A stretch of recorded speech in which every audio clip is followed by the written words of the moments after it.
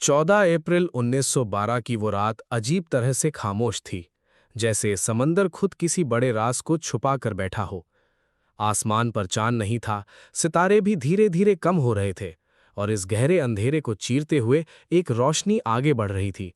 RMS Titanic, दुनिया का सबसे बड़ा, सबसे शानदार जहाज, जिसे लोग अनसिंकेबल कहते थे। उस पर सवार हर इंसान को यकीन था कि वो एक ऐसे सफर पर है जहां कोई खतरा नहीं। अंदर सब कुछ जिंदा था। म्यूजिक, हंसी, महफिल, शानो शौकत। फर्स्ट क्लास के लोग महंगी ड्रेस पहने डिनर एंजॉय कर रहे थे, जबकि लोअर डेक्स पर कुछ लोग अपने नए सपनों के साथ अमेरिका की तरफ बढ़ रहे थे। हर किसी के पास एक कहानी थी, और हर कहानी को लगता था कि उसका अंजाम खूबसूरत होगा। लेकिन समंदर को इन कहानियों से कोई फर्क नहीं पड़ता। उस रात टाइटैनिक को कई बार आइसबर्ग वार्निंग्स मिल चुकी थीं, लेकिन रफ्तार कम नहीं की गई। शायद गुरूर ज्यादा था, या फिर भरोसा।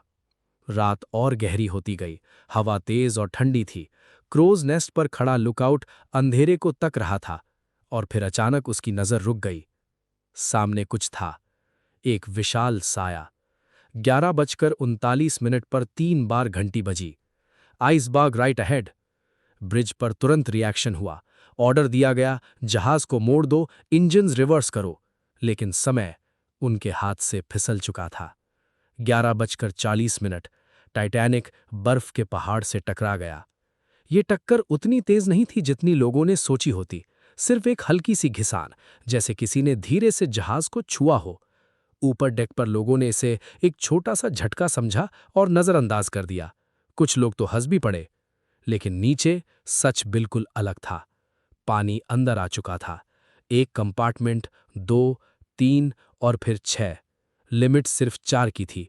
जब इंजीनियर्स ने यह देखा, उन्हें तुरंत समझ आ गया, टाइटैनिक बचने वाला नहीं है। यह सिर्फ वक्त की बात थी। डिस्ट्रेस सिग्नल्स भेजे गए, एसओएस बार बार। दूर कहीं एक जहाज ने सिग्नल पकड़ा, लेकिन वो बहुत दूर था।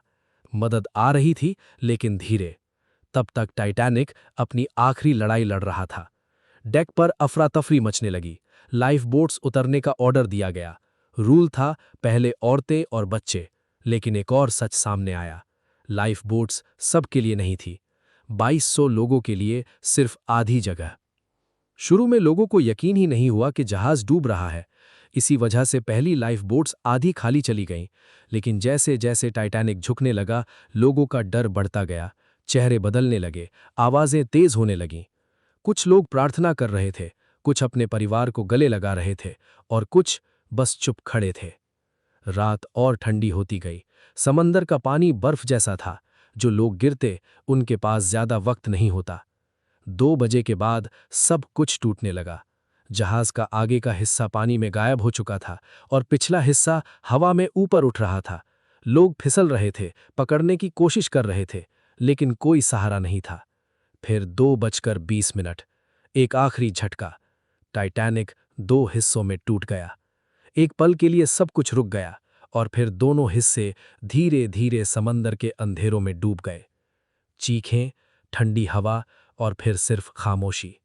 जहां कुछ देर पहले जिंदगी थी, अब सिर्फ अंधेरा था। मदद जब तक पहुंची, बहुत देर हो चुकी थी। हजारों लोग उस ठंडे समंदर में अपनी जिंदगी हार चुके थे। सिर्फ कुछ लोग बच पाए, जिन्हें लाइफ बोट्स ने संभाल लिया। और समंदर क्या? वो फिर से उतना ही शांत हो गया, जैसे कुछ हुआ ना हो। आज भी टाइटैनिक समंदर के गहरे तल में पड़ा है, धीरे धीरे मिट्टी बन रहा है। लेकिन उसकी कहानी अभी भी जिंदा है, क्योंकि टाइटैनिक सिर्फ एक जहाज नहीं था, वो एक सबक था कि कभी कभी इंसान का सबसे बड़ा दुश्मन कोई तूफान नहीं होता, बल्कि उसका अपना गुरूर होता है।